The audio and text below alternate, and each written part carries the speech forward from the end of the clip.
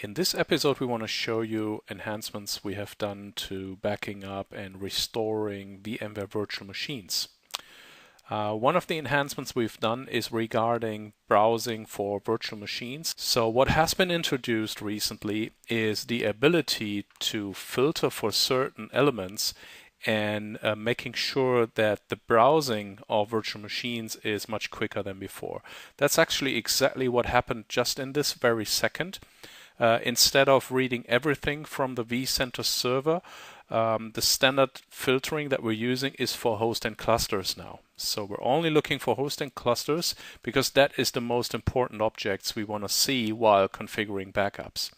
You can also limit for virtual machines and templates if you want to back up from a different angle or point of view. So if you now create virtual machine backups, the rest of it is more or less the complete same standard as you know.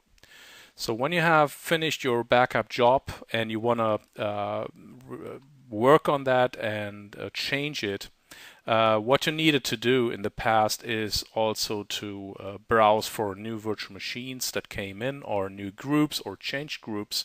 And every time you do a new selection and you want to show all the changes, all the information from the vCenter was read in. So this time, as you've seen that before, when you change a backup job afterwards, you can still use the same kind of filtering as used before.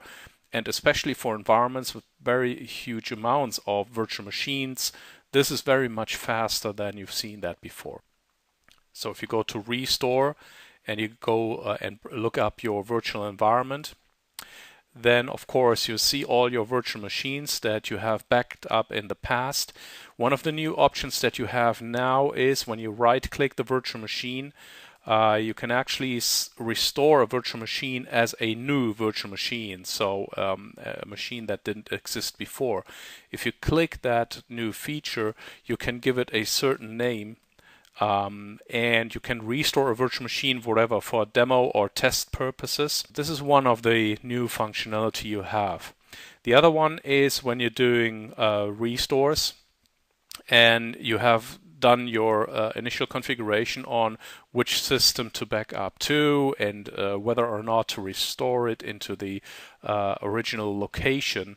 You have a couple more options now, or at least one more option on the restore side, which is keeping that virtual machine for forensics. So this is for the special event where the virtual machine has crashed or whatever is broken, it's not usable.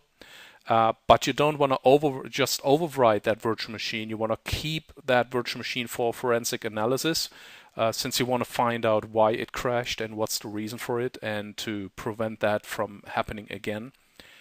So you can keep that virtual machine. It is renamed under a different name, and you have all the time in the world to work on that virtual machine, find out why it crashed, and come up with appropriate activity.